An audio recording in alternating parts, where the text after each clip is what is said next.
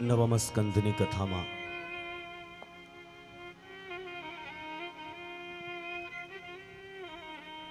ભગવાન રામચંદ્રજીનું પ્રાગટ્ય થયું છે.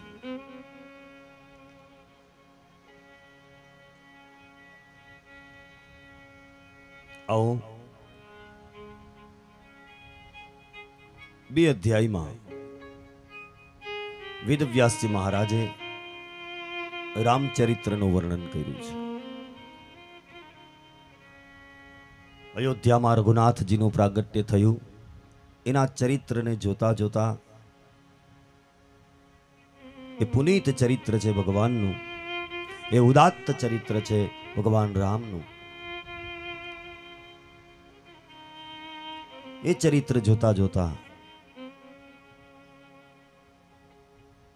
આપણા જીવનને નવ પલ્લવિત બનાવવાનો પ્રયત્ન કરીએ.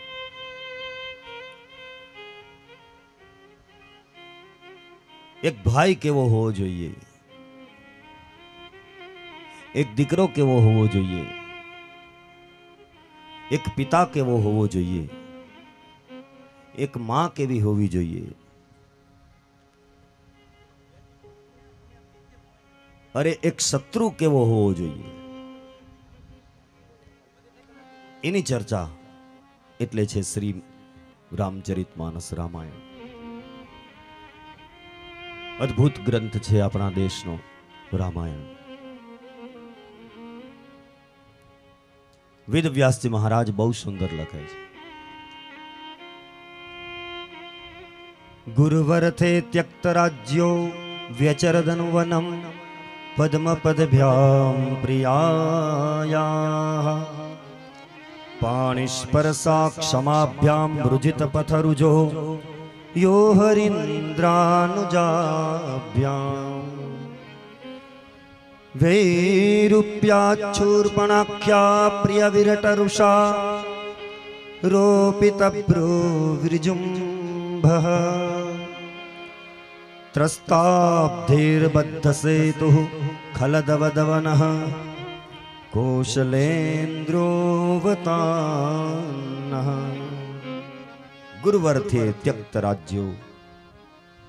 શું અદ્ભુત લેખની છે ભગવાન વેદવ્યાસજી મહારાજની. પિતાની આજ્ઞાને પાડવા માટે થઈને જે પરમાત્માએ 14 વર્ષનો વનવાસ સ્વીકારી લીધો,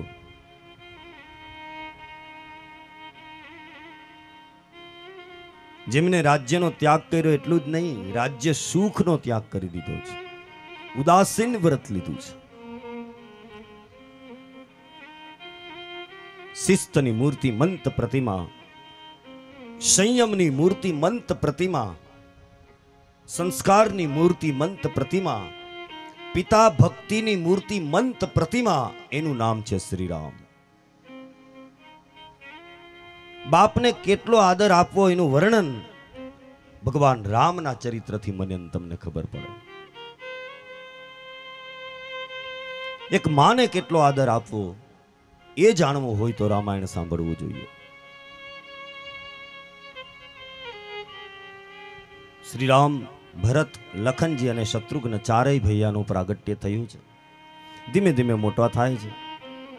રામજીની બાળલીલા બહુ સરળ છે.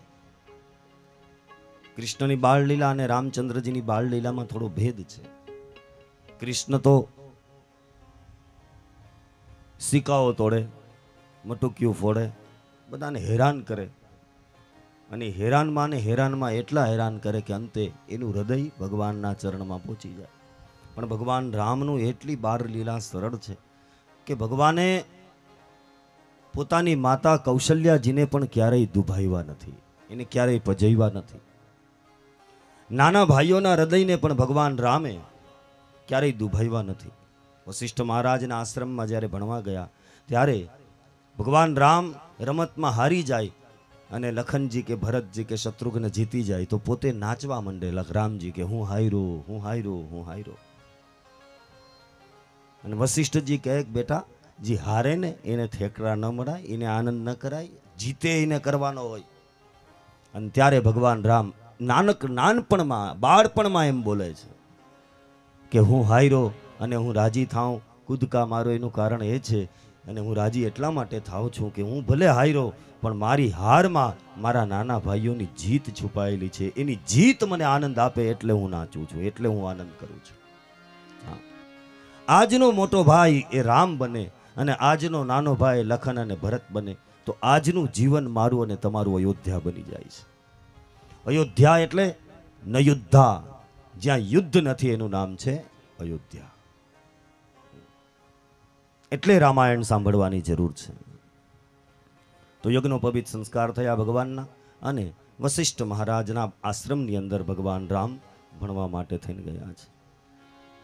ગુરુ ગૃહ ગયા પઠન રઘુરાય, ગુરુ ગૃહ ગયા પઠન રઘુરાય, અલ્પકાલ સબ વિદ્યા પાય, અલ્પકાલ સબ વિદ્યા પાય, જાકી સહજ શ્વાસ શ્રુતિ ચારી, જાકી સહજ શ્વાસ શ્રુતિ ચારી, સો હરિ પડ યહ કૌતુક ભારી, સો હરિ હૃદય કૌતુક ભારી. ઓ ગુરુ ગૃહ ગયા પઢન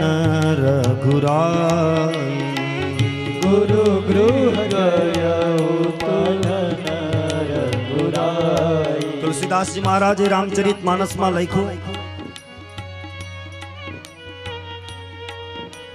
કે જેના આવતા જાતા શ્વાસ એટલે વેદ છે. જાકી સહજ શ્વાસ શ્રુતિ ચારી, ચારે વેદ એ જેના શ્વાસ છે એ હરિ ભણવા માટે ગયા.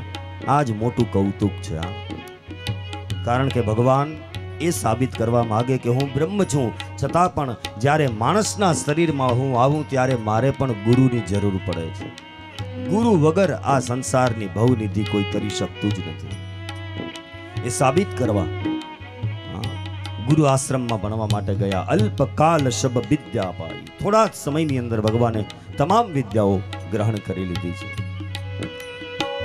16 વર્ષની ઉંમરે ભગવાન રામ યાત્રા કરવા માટે ગયા છે અને એમને વૈરાગ્ય થયો યાત્રા કરતા કરતા. સાચી યાત્રા જેને કહેવાય, જે મને તમને વૈરાગ્ય આપે. બાકી તો આપણે ફરવા જઈએ, યાત્રા કરવા નથી જતા.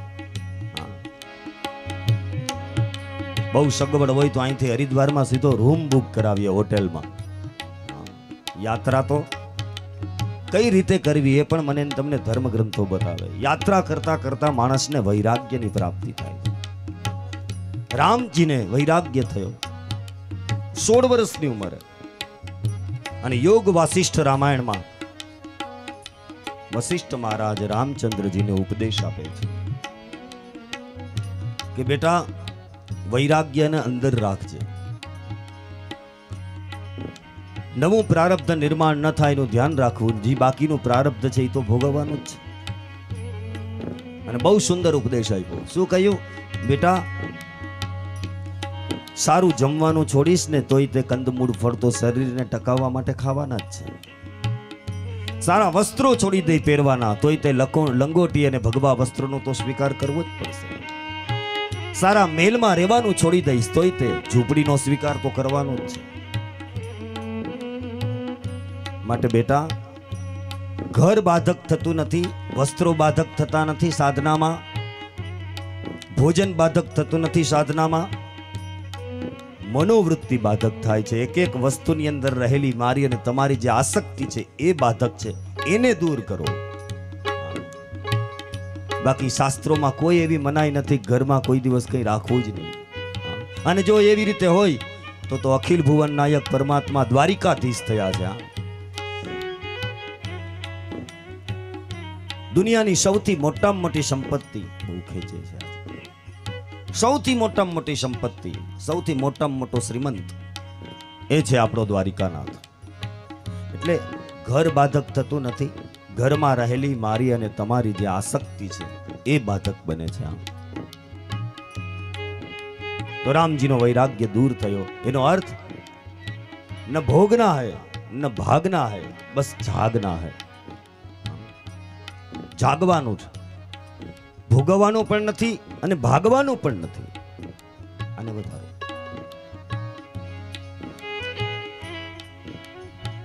पर जागवानुं छे केवल। हाँ, जागी जईए तो आ संसारनी अंदर मने ने तमने कोई पछी आपणी अधोगति न थाय। तो भगवान रामनो वैराग्य दूर थयो छे।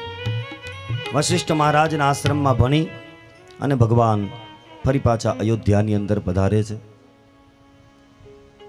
विश्वामित्र महाराज यज्ञ करे छे अने एमना यज्ञमां मारीच, सुबाहु वगैरे राक्षसो विघ्न करे छे। विश्वामित्र महाराज मनमा मनमा विचार करे कि मारा यज्ञनी रक्षा ए श्री राम करशे।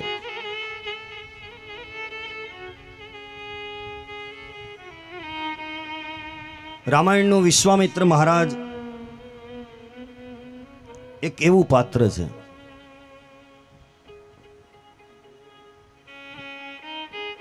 કે જે ક્ષત્રિય ગાધી રાજાના દીકરા છે। ગાધી તનય મન ચિંતા વ્યાપી, ગાધી રાજાના દીકરા વિશ્વામિત્ર। પણ મનમાં એણે એક વિચાર કરી રાખ્યો, એક મેન્ટાલિટી બાંધી લીધી વિશ્વામિત્ર મહારાજે કે ભગવાન ને મેળવવા માટે બ્રાહ્મણ જ બનવું પડે। જો બ્રાહ્મણ હોય તો જ ભગવાન મળે। આ વિશ્વામિત્રની મેન્ટાલિટી હતી એ સમયે, એ યુગમાં। બ્રાહ્મણ હોય તો જ ભગવાન મળે, નહીતર ના મળે, ક્ષત્રિયને ના મળે। આ એક પૂર્વ ગ્રંથિ, એક વિચાર વિશ્વામિત્રના મનમાં આવી ગયેલો। એટલે બ્રાહ્મણ બનવા માટે આ મહાપુરુષે ભયંકર તપ કર્યું છે। 10,000 વર્ષ તપ કર્યું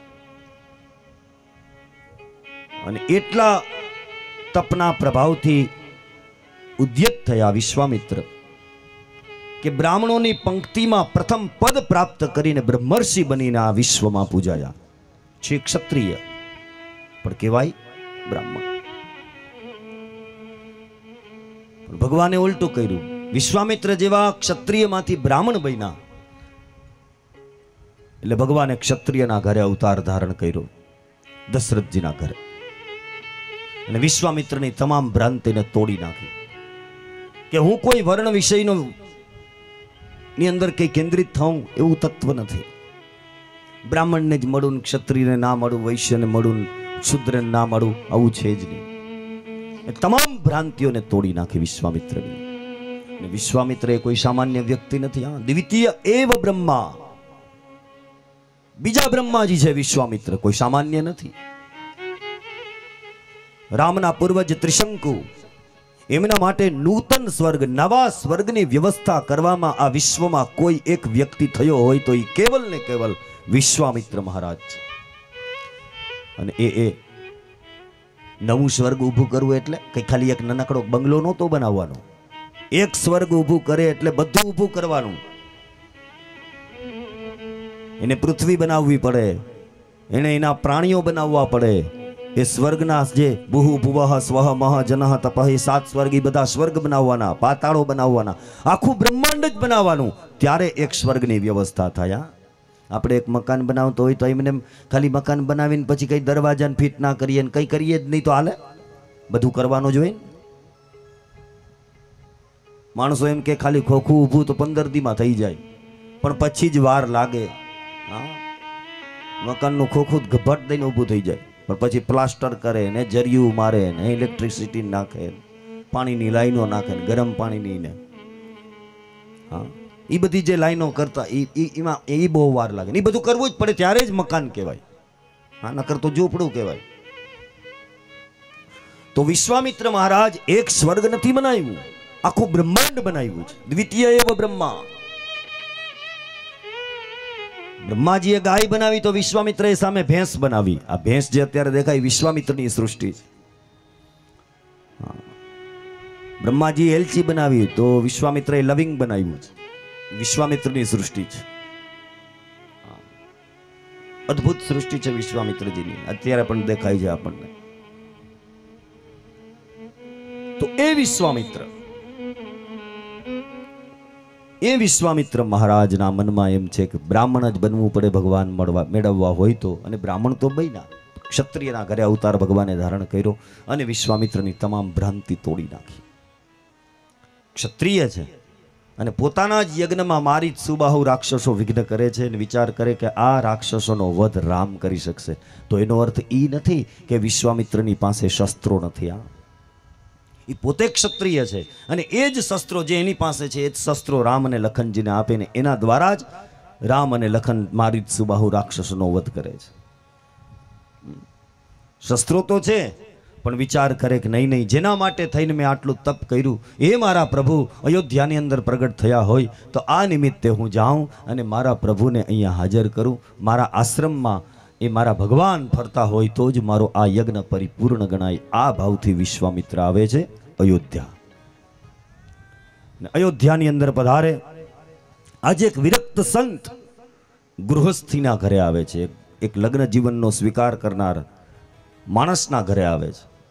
વિશ્વામિત્ર મહારાજ મનમાં વિચાર કરે, ઓ ઈશ્વરને મેળવવા માટે થઈ અને એની પ્રાપ્તિ માટે મેં આટલો મોટો ત્યાગ કર્યો, પણ મને એવું લાગે છે કે મારા કરતાં પણ દશરથ જેવા ગૃહસ્થીની ગૃહસ્થાઈ એટલી બધી દિવ્ય હશે કે ત્યાં સ્વયં પરબ્રહ્મ પરમાત્મા અવતાર ધારણ કરે છે. એ લગ્ન જીવન એટલું પવિત્ર હશે કે ત્યાં પરમાત્માને અવતાર ધારણ કરવાની ઈચ્છા થાય છે. ધન્ય છે એની ગૃહસ્થ જીવનને, ધન્ય છે એના દાંપત્ય જીવનને, ધન્ય છે એના લગ્ન જીવનને. આમ એની ગૃહસ્થાઈ કેટલી શ્રેષ્ઠ હશે આમ વિચાર કરતા કરતા આવે છે. અને દશરથજીને ખબર પડી, મુનિનું પૂજન કર્યું. મહારાજ, મારા પૂર્વજોના પુણ્યના પ્રતાપે આપ જેવા પવિત્ર સંતો અમારા ઘરની અંદર પધારે એ તો અમારા મંગલનું સૂચક છે. મહારાજ બતાવો હું આપની શું સેવા કરું? આપને જે જોઈએ તે માગો, હું આપને આપવા માટે તૈયાર છું. અને વિશ્વામિત્ર મહારાજ હવે બોલે છે. બહુ અદ્ભુત વાણી છે વિશ્વામિત્રની આ દશરથજીની સામે, સાંભળવા જેવી છે. અદ્ભુત બોલે છે.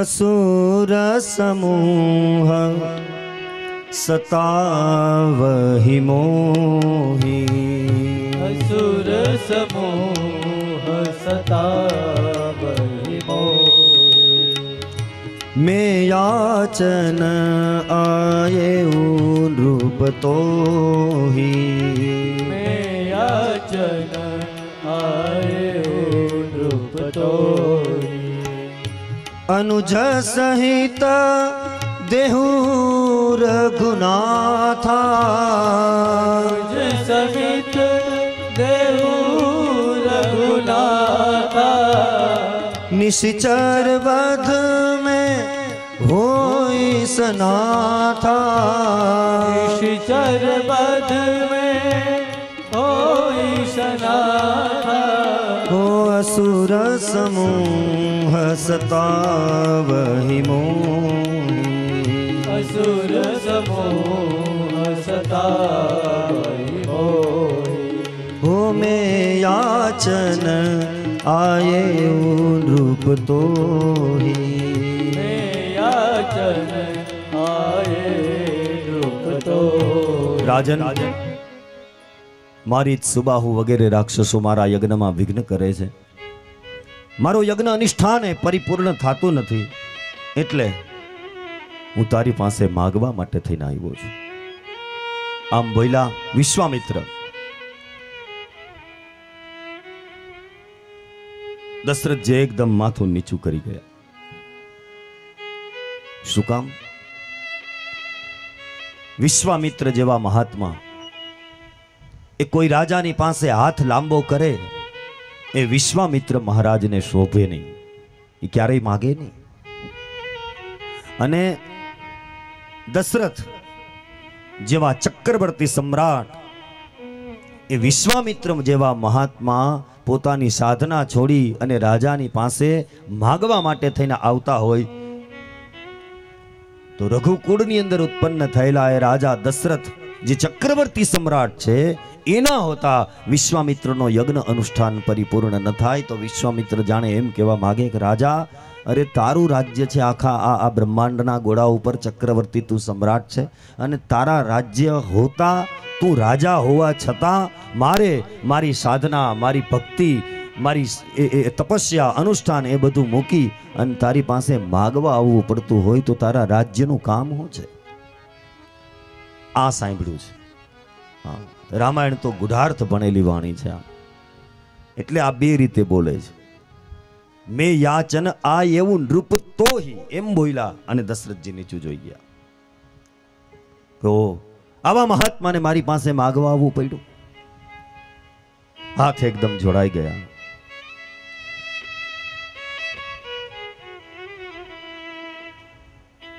આખી સભા સાંભળે છે. રાજ સિંહાસન પર વિશ્વામિત્ર બિરાજમાન છે. દશરથજી ઉભા છે. हाथ जोड़ाई गया. क्षमा करे मुनिवर, बताइए मैं आपकी क्या सेवा करूं? અને તરત વિશ્વામિત્રએ કહ્યું, તો અનુજ સહિત દેહુ રઘુનાથા, જો તમારે મારી સહાયતા કરવી જ હોય તો મારા યજ્ઞને પૂર્ણ કરવા માટે, એ નિશાચરોનો વધ કરવા માટે, હે રાજન, મને તમારા બે પુત્રો આપો, રામ અને લખન.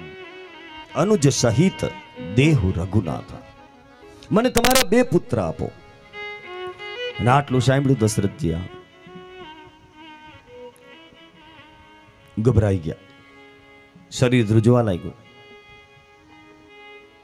જે અત્યાર સુધી કહેતા હતા કે તમે માગો તે આપું, તમારે જે જોઈએ તે બોલો, તમારી શું સેવા કરું, એ જ દશરથજી, રઘુકુળની અંદર પ્રગટ થયેલા દશરથજી, કે એ કુળ એટલે પ્રાણ જાહુ બરુ બચન ન જાય, એ કુળ છે.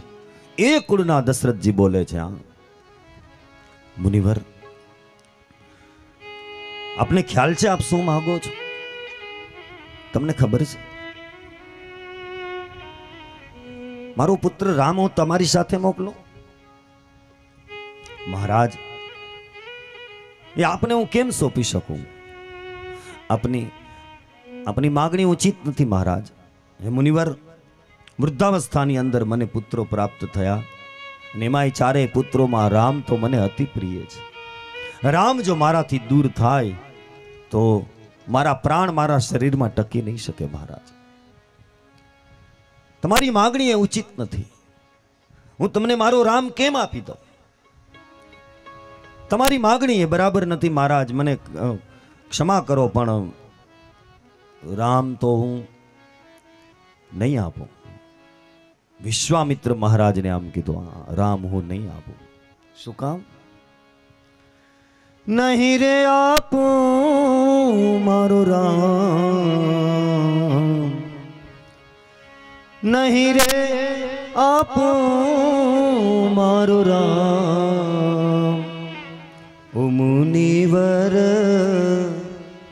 નહીં રે આપું મારો રામ.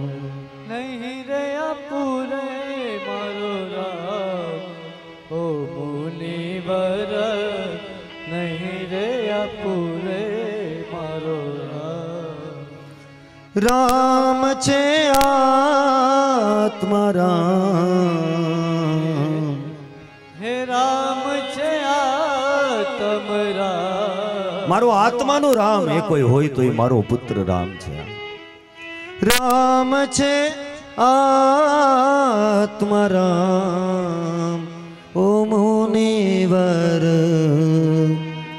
નહીં રે આપું મારો રામ. ઓ મુનિવર, નહીં રે આપું રે મારો રામ. રામ તો મારો પ્રાણ છે મુનિવર, હું આપને મારો રામ કેમ આપું? એને બાદલે તમે મને જે આજ્ઞા આપો એ હું કરવા તૈયાર છું. તમે કહો તો હું સ્વયં આવું, તમે કહો તો હું મારી સેના મોકલું તમારી સાથે ચતુરંગીણી, પણ મુનિવર, હું આપને મારો પુત્ર ન સોંપી શકું. વિશ્વામિત્ર મહારાજને ના પાડી, અને આ તો ક્રોધી મહાત્મા एकदम क्रोध करीन राज सिंहासन पर थी उभा थया. तो बस राजन, हम जिस प्रकार आए हैं उसी प्रकार चले जाएंगे. मुझे नहीं चाहिए तेरा बाप। और राजन, तेरे पूर्वजों ने तेरे कुल की उज्जवल कीर्ति को उज्जवल करने के लिए क्या कुछ नहीं किया। महाराज शिबी ने एक कबूतर की रक्षा के लिए अपने शरीर की बोटी बोटी कटवा दी। महाराजा हरिश्चंद्र ने सत्य की रक्षा के लिए, वचन पालन के लिए, एक ब्राह्मण को दक्षिणा देने के लिए अपनी पत्नी, अपने पुत्र, अरे स्वयं अपने आप को काशी की उस भर बाजार में, बीच बाजार में खड़ा करके बेच दिया था। और एक तुम हो जो अपने कुल की उज्जवल कीर्ति को कलंक लगाने का प्रयत्न कर रहे हो। तो ठीक है राजन, हम जिस प्रकार आए हैं उसी प्रकार चले जाएंगे। हम करीने उभा થઈ ગયા। વિશ્વામિત્ર, આખી સભા ધ્રુજી ગઈ, એકદમ સ્તબ્ધતા છવાઈ ગઈ આખી સભામાં। બધા મૌન થઈ અનિમેષ નજરે વિશ્વામિત્રના એક ક્રોધ ભરેલા કાંપતા શરીરની સામે જુએ છે। દશરથજી એકદમ ધ્રુજી ગયા, એકદમ ચરણ પકડી લીધા। નહીં નહીં મહારાજ, આપ ક્રોધ ન કરો, પણ મહારાજ મને એ તો બતાવો, મારી સુબા હોય તો યુદ્ધના મહાભટ્ટ યોદ્ધા કહેવાય, ન્યા મારો નાનકડો રામ શું કરશે? એ તો હજી બાળક છે। એટલે મહારાજ હું કહું છું કે એને હજી યુદ્ધના દાવ પેચની કંઈ ખબર નથી। આપ કૃપા કરો, આપ કહો તો હું પોતે આવું આપની સાથે, પણ મારા રામને મારાથી દૂર નહીં કરો। અને ત્યારે વિશ્વામિત્ર મહારાજ બોલે છે કે રાજન, તમે રામની એ પ્રભુતાને જાણી નથી। વશિષ્ઠ મહારાજને એમ થયું કે આ ખોટું થાય છે, પણ વિશ્વામિત્ર મહારાજ વશિષ્ઠજીની સામે હજી જોતા નથી। દશરથજીની સામે જોઈને કહે કે રાજન, મને એક વાતનો જવાબ આપ। શું? તમને પુત્રો કઈ રીતે પ્રાપ્ત થયા? બોલે વશિષ્ઠ મહારાજ અમારા કુલગુરુ, એમણે શૃંગી ઋષિની સૂચના કરીને હું એમને બોલાવી આવ્યો, અને એ શૃંગી ઋષિએ પુત્ર કામેષ્ટિ યજ્ઞ કરાવ્યો, અને એ યજ્ઞ દ્વારા મને પુત્રો પ્રાપ્ત થયા। તમને યજ્ઞ દ્વારા પુત્રો પ્રાપ્ત થયા ને? હા। કેટલા થયા? બોલે 4। જે યજ્ઞથી તમને 4 પુત્રોની પ્રાપ્તિ થઈ, રાજન, એ યજ્ઞની રક્ષા માટે તમે 2 પુત્રો ના આપી શકો? મારો અધિકાર છે એટલે માગું છું। તું મારા ઉપર કઈ તારા 2 પુત્રો મોકલ એટલે કઈ ઉપકાર નથી કરતો, મારો અધિકાર છે। અમારા બ્રાહ્મણોના આશીર્વાદને કારણે તારા ઘરે 4 પુત્રો થયા છે, એટલા માટે 4 માંથી 2 તારે મને આપવા પડશે। દશરથજી ધ્રુજી ગયા, અને વિશ્વામિત્ર મહારાજની આ વાત સાંભળી અને વશિષ્ઠજી બોલે છે, રાજન, દશરથજીએ સામું જોયું, મારી આજ્ઞા છે રામ અને લખનને મોકલી દો। વશિષ્ઠી બોલ્યા, અને પછી એક શબ્દ રામચરિત માનસ ખોલીને જોજો, એક શબ્દ દશરથજી બોલ્યા નથી। એક શબ્દ નહીં, સીધું સુમંત્રને કહી દીધું। આંખમાં આંસુ આવી ગયા। કહ્યું, આર્ય સુમંત્ર, રામ અને લખનને જઈને કહી દો વિશ્વામિત્ર મહારાજની સાથે જવાની તૈયારી કરે। આ છે આપણા ગુરુની પરંપરા। ગુરુ બોલ્યા પછી આજ્ઞા ગુરુ નામ યવિચારણીય, પછી એક શબ્દ બોલાય નહીં। આ એ પરંપરા છે। રામ, લખન અને વિશ્વામિત્ર મહારાજ નીકળે છે। યાત્રા પગપાળાની શરૂઆત થાય છે અહીંથી રામચરિત માનસમાં।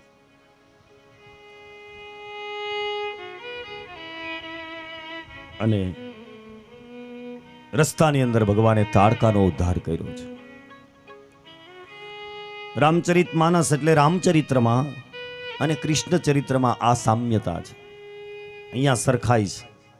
ભગવાન રામ એ પણ પેલા તાડકાનો ઉદ્ધાર કરે છે, અને ત્યાં ભગવાન કૃષ્ણ એ પણ પોતાના અવતાર કાર્યની શરૂઆત પૂતનાથી કરે છે। પેલા સ્ત્રીને મારે છે, કારણ કે જ્યાંથી રાક્ષસો ઉત્પન્ન થાય એ જગ્યાને જ મારવી જોઈએ, એટલા માટે સ્ત્રી વધ બતાવ્યો છે રામચરિત માનસમાં અને શ્રીમદ ભાગવતમાં। જેના દ્વારા રાક્ષસોને પ્રોત્સાહન મળે એ જગ્યાનો નાશ થવો જોઈએ, એટલે ભગવાન રામચંદ્રજીએ શરૂઆત પોતાના અવતાર કાર્યની તાડકાથી કરી છે. વિશ્વામિત્રના યજ્ઞની ભગવાને રક્ષા કરી છે. બે પ્રકારની વિદ્યા આપી છે વિશ્વામિત્રજીએ રામ અને લખનને, બલા અને અતિબલા. બલા અને અતિબલા જેના દ્વારા રામ અને લખનને ભૂખ અને તરસ ન લાગે, વર્ષો સુધી ભોજન ન મળે તો પણ ભૂખ ન લાગે. આ વિદ્યા વિશ્વામિત્ર મહારાજે ભગવાનને આપી છે રામ અને લખનને. એ વિદ્યા એને ઉપયોગ થવાનો છે, એ વિદ્યા એને કામ આવવાની છે. ક્યારે? જ્યારે વનવાસ થવાનો છે ત્યારે આ વિદ્યા એને કામ આવશે. અને એ જ સમયે જ્યારે યજ્ઞ તો પરિપૂર્ણ થઈ ગયો, પણ ત્યાં જ ધનુષ યજ્ઞની કુમકુમ પત્રિકા આવે છે જનકપુરથી. વિશ્વામિત્ર મહારાજે કીધું કે રાજન, તમે એક યજ્ઞ તો પરિપૂર્ણ અહીંયા મારો કરાવ્યો, પણ હવે એક બીજો યજ્ઞ કરવાનો છે, એને પણ પરિપૂર્ણ કરાવો. કયો? અને કહે છે ધનુષ યજ્ઞ શુનિ રઘુકુલનાથા, ધનુષ યજ્ઞ શુનિ રઘુકુલનાથા, હરસી ચલે મુનિબર કે સાથા, હર્ષિ ચલે મુનિબર કે સાથા, મુનિ બર કે સાથા. ઓ ધનુષ યજ્ઞ સુનિ રઘુકુલનાથા,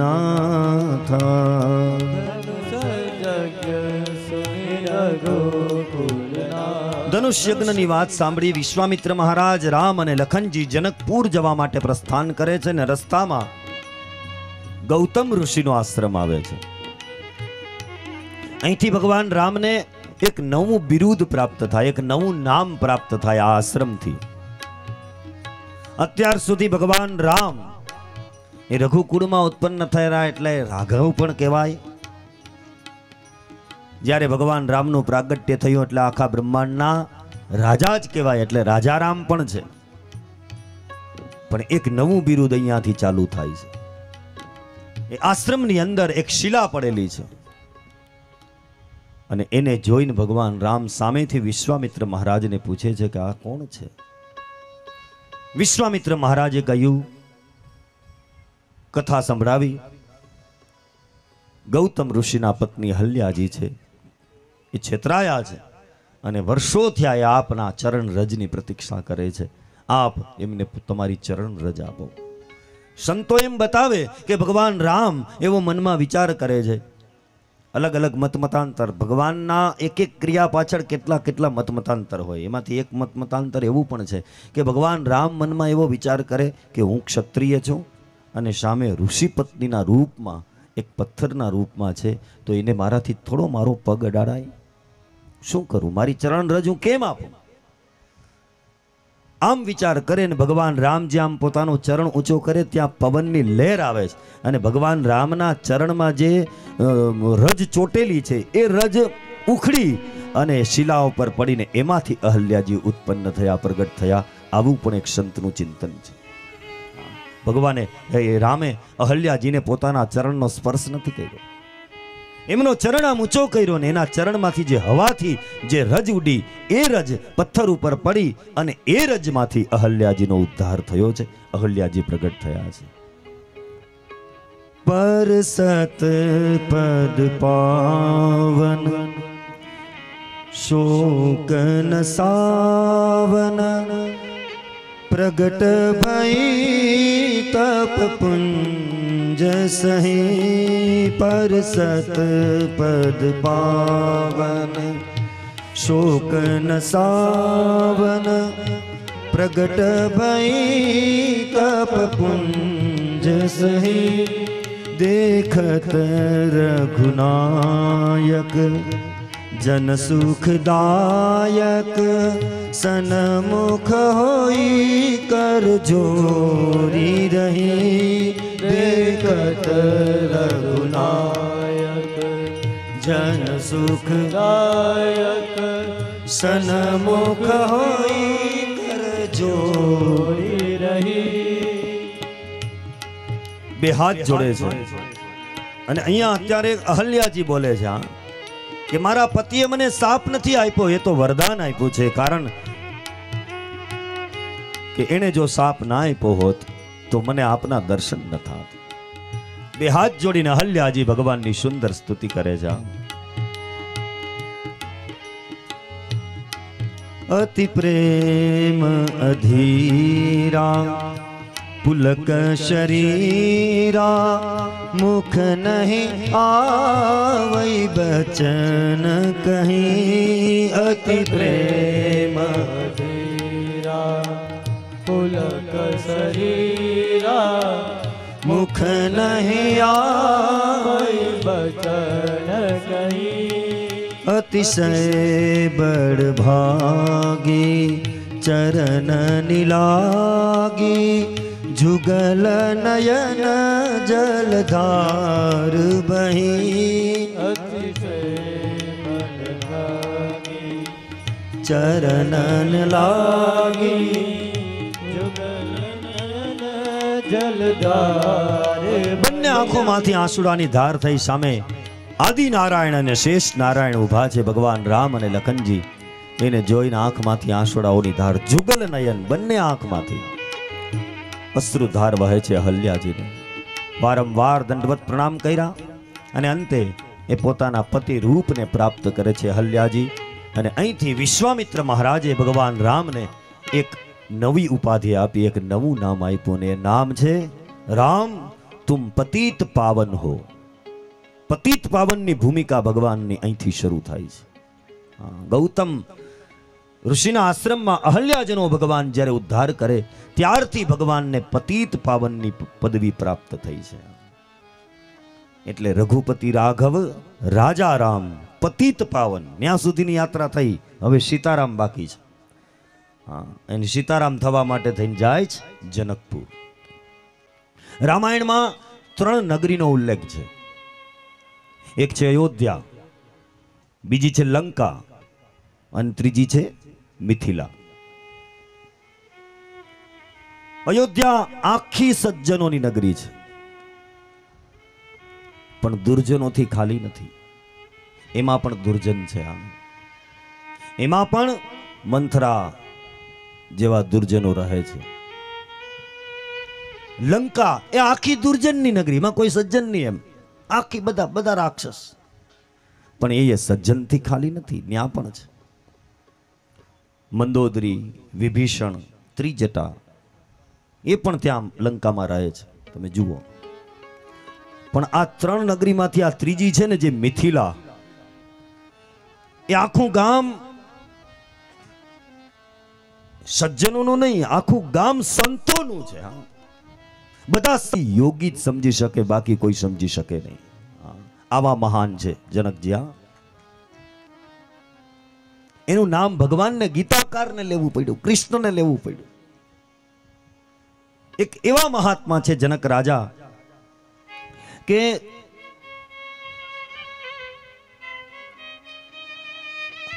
શાસ્ત્રો અત્યારે બધા પુસ્તકોની ગુફામાં હાઈલા ગયા છે. હવે પુસ્તક ના હોય તો શાસ્ત્ર કોઈને આવડતા નથી. પણ જનક મહારાજના સમયમાં એ મિથિલામાં હાલતા ચાલતા શાસ્ત્રો હતા. એટલે માણસનો મગજ એ જ શાસ્ત્ર હતું. કોઈને વેદ મોઢે હોય, ઋગ્વેદ બોલે ઓલાને બોલાવી લો. પુસ્તક ન હોય, વેદ ન હોય, સાક્ષાત વેદને જે કંઠમાં રાખીને બેઠેલા મહાત્મા હોય, એ સાક્ષાત ત્યાં એમની પૂજા થતી. પુસ્તકની ગુફામાં શાસ્ત્રો નહોતા, માણસ હાલતા ચાલતા શાસ્ત્ર હતા. શાસ્ત્રોની વાતો માણસને બધી હૃદયમાં યાદ હતી, ચિત્તમાં એ સંઘરેલી હતી. એટલે તુલસીદાસજીએ લખ્યું, પુર નર નારી સુભગ સુચિ સંતા.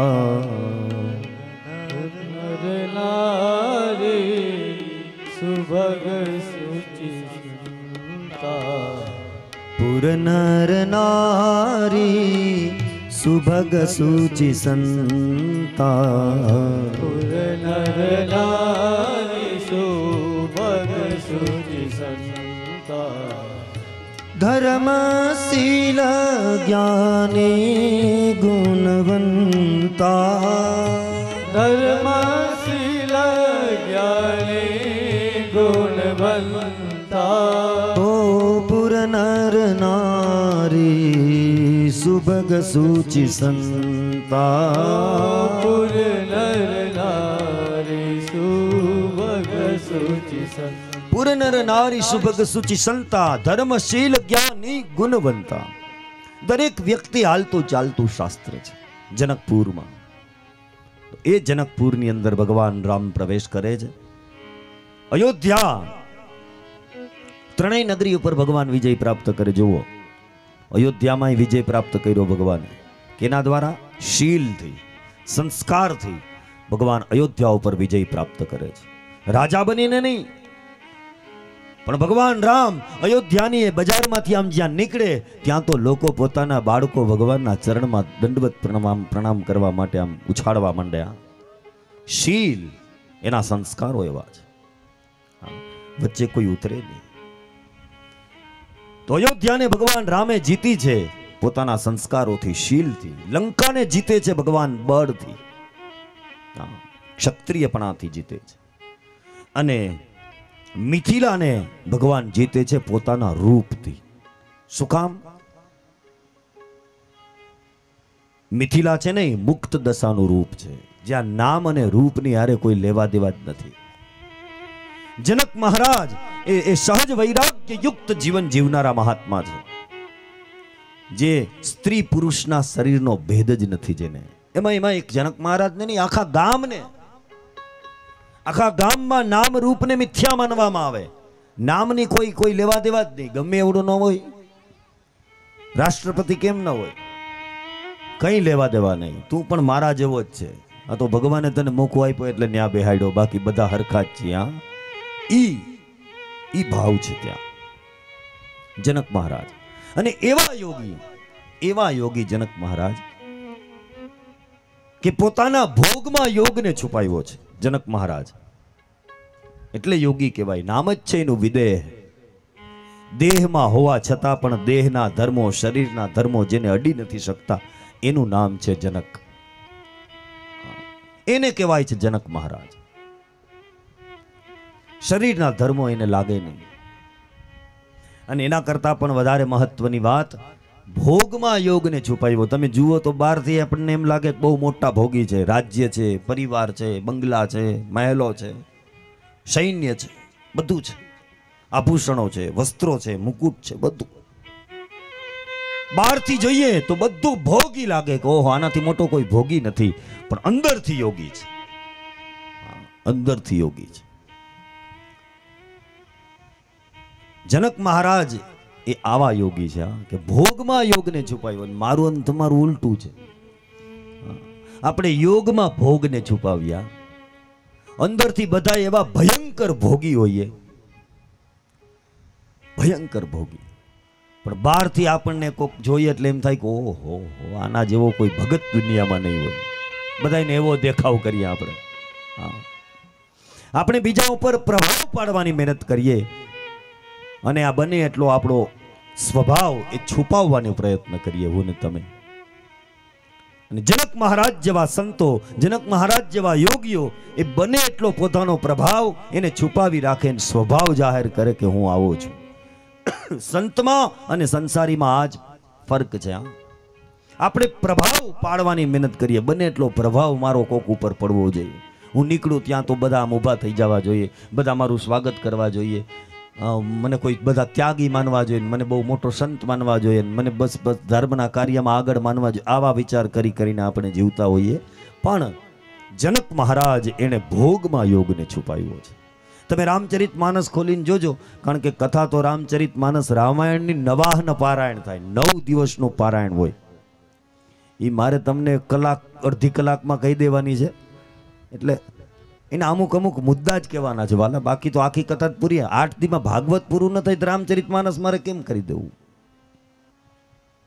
પણ રામાયણમાં તમે જોજો હનુમાનજી જ્યારે લંકામાં પ્રવેશ કરે ને ત્યારે લંકામાં હનુમાનજી રાત્રિના પ્રવેશ કરે છે દિવસના નથી કરતા કારણ કોઈ પણ ભક્તિની શોધમાં નીકળ્યા છે હનુમાનજી. સીતા એટલે સાક્ષાત ભક્તિ, ભક્તિની શોધમાં નીકળ્યા. અને ભક્તિની શોધમાં નીકળ્યા રાત્રિના પ્રવેશ કરે. કારણ રાવણ છે ને, ભલે ગમે એમ આપણે કહીએ પણ રાવણ બહુ મોટો મનોવૈજ્ઞાનિક વ્યક્તિ છે. હા, માણસના વિચારોને બહુ સમજીને લંકાનું જે બાંધકામ છે એ તમે જોજો. રામાયણમાં એમાં લખેલું છે કે કોઈ મકાન નહોતા લંકામાં. લંકા આખી મંદિર જેવી બનાવી છે. એક એક મંદિરનું નિર્માણ કર્યું છે.